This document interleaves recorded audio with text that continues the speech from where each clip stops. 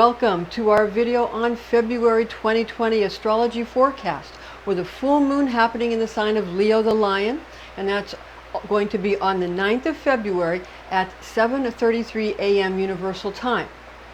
On February 23rd, there's a new moon in Pisces the Fish, and that's going to be at 3:32 p.m. Universal Time. February's full moon is called Storm Moon, and this is by Wiccans and in medieval England. Neo-pagans and Algonquins name February's full lunar phase as a snow moon, while colonial Americans call this moon a trapper's moon. For at this time, trapping is required in some cultures for the survival of human families and tribes. So they trap, and this also, animals to keep them warm and also for food. And then also, again, snow moon by neo-pagans and also storm moon by Wiccans. So that's going to be your full moon on the 9th of February for 2020. Moreover, we're going to also incorporate into this video planetary monthly ingresses and guardian angelic forces. Now, February 2020 guardian angels include elemental archangel Michael. And elemental archangel Michael, since Leo is a fixed fire sign, or that's air of fire, and elemental archangel Gabriel also, since Pisces the Fish is a mutable water sign, and that's water of water. So we have for Leo, we have Michael, and that's a fire sign. It's air of fire or fixed fire. And for Pisces, the new moon on the 23rd, that's going to be Gabriel, because of Pisces is a mutable water sign or water of water.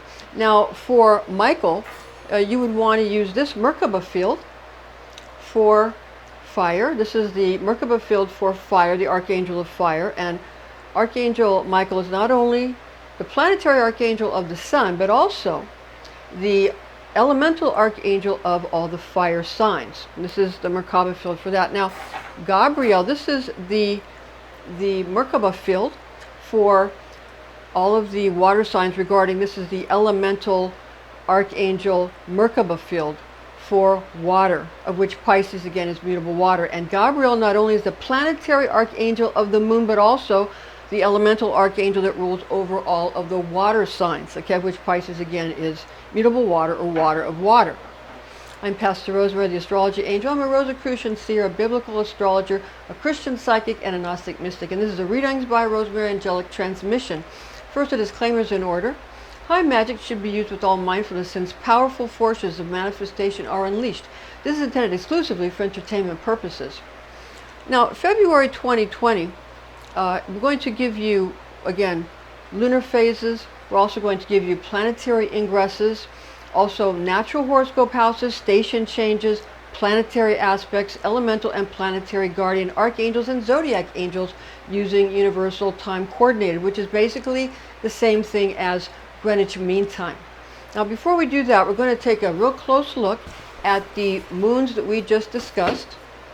So we're going to talk about again, the full moon is on the 9th. It's a storm moon. Again, it's storm moon by Wiccans, and in medieval England it's called a storm moon. Wiccans still call it a storm moon. Okay, the full February moon. I'm talking about the full February moon in Leo on the 9th of February. So this is going to be a regular full moon, a normal full moon. Again, in Leo the Lion. Leo the Lion. Also, we're going to have in Pisces the Fish on the 23rd a new moon in the sign of Pisces the Fish, a new moon or a dark moon in Pisces, and that is on the 23rd of February. All right, now we're going to get to the planetary ingresses, and also we're going to go over again the full moon. We're going to give you the angels for the full and new moon, and we're going to give you the zodiac signs. And we're going to talk to you a little bit today about how the ascending works. But we're going to get into that more when we look for our video on in bulk for February 1st, 2020, we're putting up that video as well. And on that one, we'll specifically talk about the ascending sign, because the natural chart is like when the ascending is in Aries, okay? And then if it's like wheels within wheels and it turns, then there'll be another sign that will be in the first position in the first house. So the first house in Aries is a natural chart. So we're just going to give you the natural ones for the planetary ingresses, which are not on the specific day, but just we're going to go over the whole month for planetary ingresses and aspects. Now, again, this is going to be using the universal time coordinated. All right, now we're going to go over the ingresses and station changes. Now we have February 3rd of 2020, we have Mercury, the planet Mercury, will ingress into the sign of Pisces the fish, which is similar to the natural 12th house of spirituality. Planetary Archangel Raphael, who's the planetary Archangel of Mercury, will visit habitation of Zodiac Angel Int'l of Pisces the fish. Now, going on to the 7th of February 2020, we have Venus ingress Aries, which is akin to the natural first house of self and appearances. Now, planetary Archangel Anael of Venus will visit the abode of Zodiac Angel Malchiel for the sign of Aries. So Zodiac Angel for Aries is Malchiel. All right, now, on February 9th, 2020, we have a full moon in Leo, as we had mentioned before, which is analogous to the natural 5th house of children and creative projects. Planetary Archangel Gabriel, who's the planetary Archangel of the moon, Gabriel, visits dwelling of Zodiac Angel Virchiel, since Virchiel is the Zodiac Angel for the sign of Leo the lion. Now the elemental archangel for Leo is the guardian angel Michael, who presides over all the fire signs. Remember, Leo is fire, is a fire sign. It's fixed fire. It is air of fire, and fixed fire sign. Now February's full moon, as we mentioned, is called a storm moon by Wiccans. Neo-pagans name this full lunar phase as a snow moon, and again, colonial Americans refer to this time as Trapper's moon. But again, Wiccans, storm moon. Now, February 16th, we have Mars. The planet Mars is going to ingress the sign of Capricorn the goat, which is analogous to the natural 10th house of social standing and fame. The planetary seraphim Samael visits the dwelling of Zodiac Angel Hanael. February 19th of 2020, we have the Sun ingress Pisces, which is analogous to the natural 12th house of spirituality. Planetary Archangel Michael, who is the planetary Archangel of the Sun, visits the dwelling of Zodiac Angel Int'l. So not only is Michael planetary Archangel of the Sun, but also elemental Archangel over all the fire signs. So that he wears many hats. So again, this is the instance where we have Michael for the Sun visiting Zodiac Angel Int'l. Int'l is for the sign of Pisces the fish. Okay, next we have on February 23rd, 2020, the new moon in Pisces, which is akin to the natural 12th house of spirituality. Planetary Archangel Gabriel, planetary Archangel of the moon, especially even at this receptive time. The new moon is a receptive, full moon is projective, and the new moon is receptive. So the planetary Archangel Gabriel of the moon visits the abode of Zodiac Angel Int'l of Pisces the fish. That's on the 23rd. Elemental Archangel for Pisces is Guardian Angel Gabriel, who rules over all the water signs as well. So not only is Gabriel wearing the hat of being the planetary Archangel of the moon, but also Gabriel is the elemental Archangel who presides over all of the water signs, of which Pisces is mutable water or water of water. And people who are used to calling circles and calling the watchtowers and making magical circles, Gabriel would be the guardian of the watchtower of the west on the earth, in the earth coordinates. But that's not true for the celestial coordinates. We're just talking about earth coordinates with that. It's different for the celestial coordinates. We're not going to get into that right now. Okay, now station changes. On February 17th of 2020, we've got Mercury turning retrograde.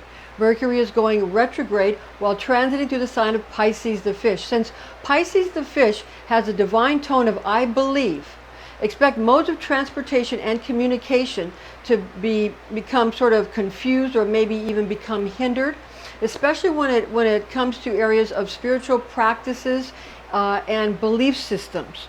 So that's something to be on the lookout for in February for the station changes for Mercury going retrograde on the 17th. Now we're going to get to the planetary aspects. Okay, so you have here a chart, and we're going to bring it up a little closer for you so you can see it a little bit better. And we're going to deal with the chart up here first, and then we'll deal with the chart down here. I'll move it up for you at that time. And I have a blog site on Facebook called Pastor Rosemary, the Astrology Angel, and it's at the Astrology Angel. And I'll have these all up there on that blog so you can look at these specifically. And if you look in the description box, we've got each one of these dates, and you can click on it and it'll take you right through to the chart. You'll go right to it. Okay, so again, February 2nd. On February the 2nd, we are going to look at now, here, we have Venus. February 2nd, 2020, we have Venus in Pisces is sextile on the green line, and we have Mercury, Pluto in Capricorn. So yes, Mercury is going retrograde, but we're not to that yet. We'll deal with that later on down here when we get to the next, on the 3rd. But for the 2nd, it's just Venus in Pisces, sextile on the green line, Pluto in Capricorn. Pluto in Capricorn.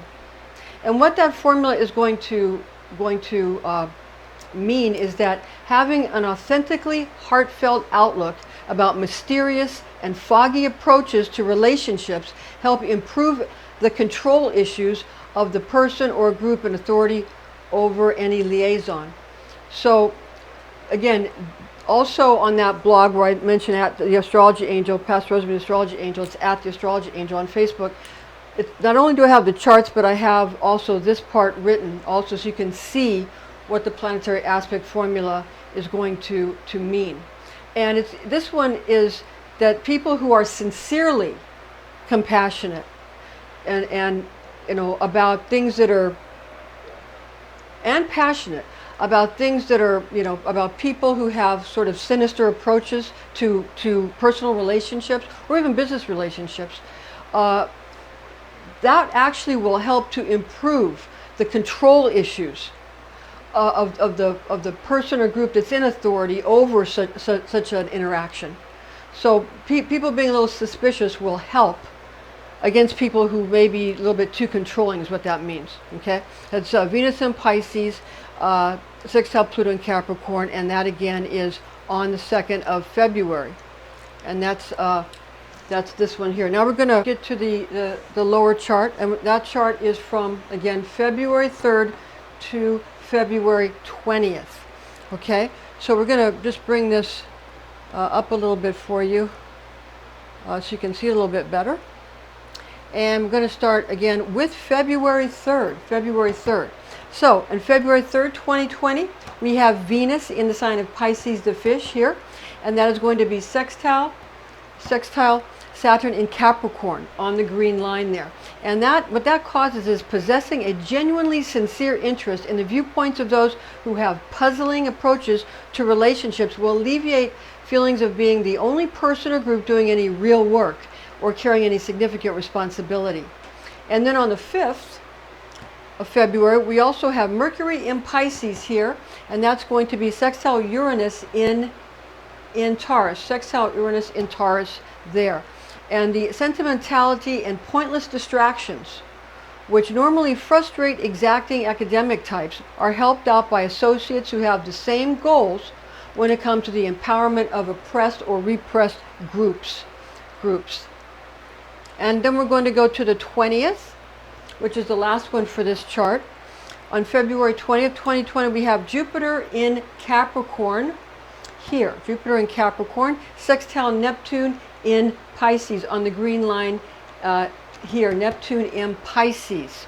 And that will cause a setting elevated but realistic sights or realistic but high goals on gaining success in the areas of social standing and popularity is helped and assisted by other worldly friends in high places. In high places. All right. Now we're going to get to the next chart for you, which is going to be on the 21st. Okay. All right. Now this one's going to be from the 21st of February to the 23rd. The 23rd. All right. Now, up here, 21st to 23rd, and we have, on the 21st, we have Mars in Capricorn here, and that's trine Uranus in Taurus on the blue line, trine Uranus in Taurus on the blue line. Those who have a strong desire to push against forceful tyrannies are helped greatly by associates who have similar objectives about giving power to exploited people. And then on February 22nd, we have the Sun in Pisces here, and that's going to be sextile, Sun in Pisces, sextile Uranus in Taurus. So we have the Sun in Pisces on the green line, sextile Uranus in the sign of Taurus, the bull.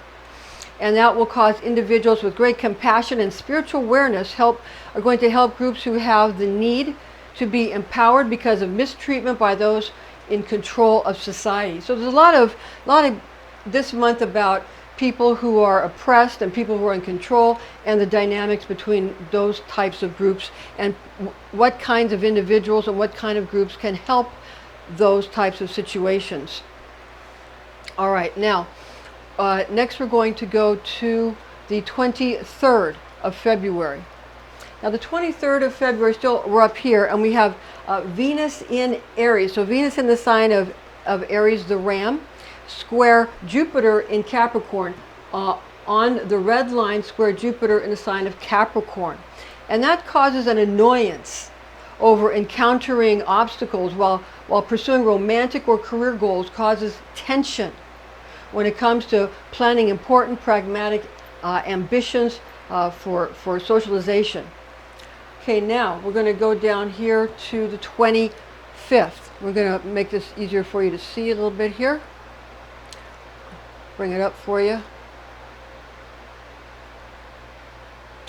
Okay, what we've got here on the 25th. This chart is just for the 25th actually. It's just for one day, and what that one is we have here the Sun is in the sign of Pisces, the fish, and that will be sextile Mars in Capricorn on the green line there. And that's going to cause people with big hearts, big compassionate hearts, who believe in divine providence, will help individuals that possess a great need to battle against despotism or tyranny. Again, a lot about tyranny and socialization and those in control, those not in control, and how those dynamics all work.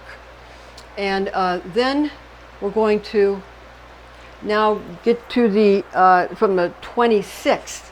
We're going to give you a chart that will cover the 26th to the 28th, and then also the last one will be the 29th, which means it's a leap year. 2020 is a leap year. All right, now on the 26th of February, we have the Sun in Pisces here, and that is going to be conjunct Mercury retrograde in Pisces.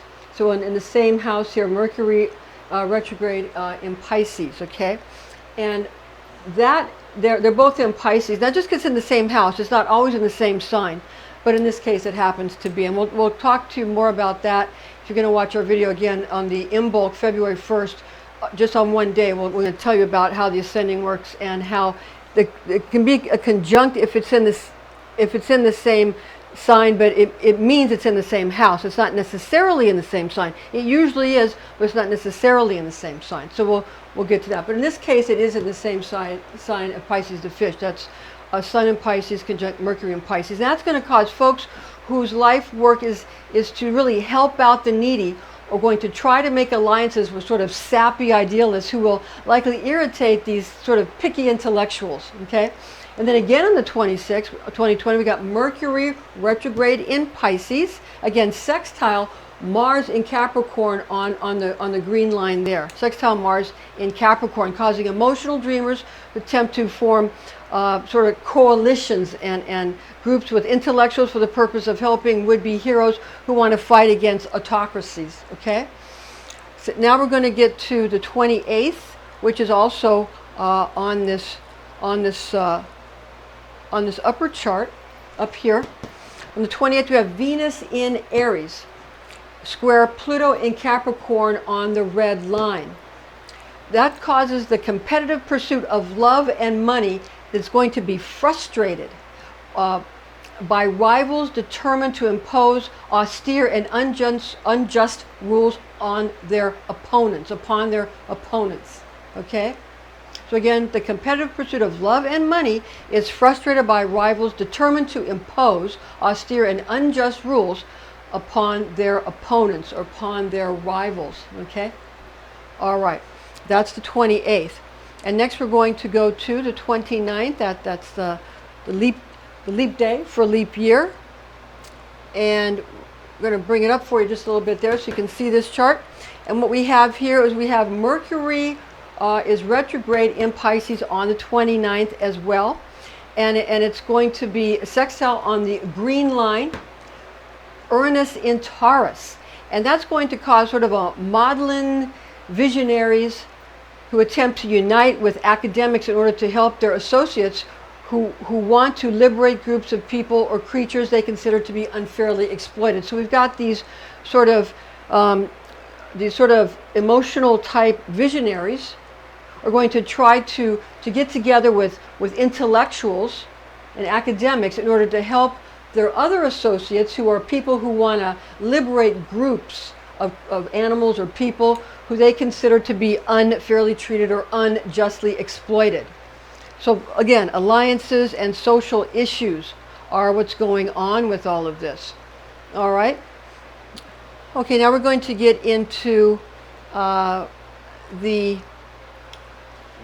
we're going to back off a little bit here, and we're going to get into the Hebrew words for the ingresses and the new and full moon for the planets and the signs. First, we've got, and remember, it's Mazaroth for zodiac. The word Mazaroth means zodiac. Okay, Malak means angels. Okay, now the sun, we use the word Shemesh. Some people use Haman. I used to use that, but Shemesh was the original word that I learned for the sun, the Hebrew word. Again, it's like using the word groovy. It's outdated, but I prefer it. And so Shemesh, I use that for the sun now again. And the sun, Shemesh, ingress, Pisces is Dagim. So sun, Shemesh, and Pisces, Dagim. The full moon, Levana, Kese, full moon, Levana for moon, Kese, and Shabbat, Moshiach for the full moon, Moshiach, the full moon, coming of the light in Leo. Leo is Ari. The new moon, again, Levana is for moon, and Rosh Chodesh is like the head of the month. That's the new moon. The new moon is Rosh Chodesh in Pisces, Dagim. And Mercury is Kokab, and ingress Pisces, Dagim. Venus is Noga, ingress Aries or Tale. Aries is Tale. And this is Venus here in Aries, and again Venus is Noga. Okay, Mars is Ma'adim, will ingress into Capricorn, which is Gedi. So Mars Ma'adim into Capricorn, which is Gedi. And Jupiter is not having an ingress this month, and Jupiter is called Zedek. Saturn is called Shabbatai, and that doesn't have an ingress this month. Uranus is called Oron, that does not have an ingress this month. Neptune, Rahab, does not have an ingress this month. And Pluto, there's no Hebrew word for Pluto, and there's no Pluto ingresses this month. So thank you. Okay, now keep in mind that achieving goals and accomplishing phenomenal success through magical interventions are all possible if one knows when and whom to evoke. Magicians must also consider how various planetary and zodiacal angelic beings will interact with each other, making sure to invoke into oneself or invoke into your sacred circle, or to evoke, to call upon potent forces of light that will extend into facets of the Magi's life predetermined by her or him for specific purposes in alignment with true will. Remember, true will is not what you want, it's what you will do. No matter what you want, it's what you will do. And that's popularized by Aleister Crowley.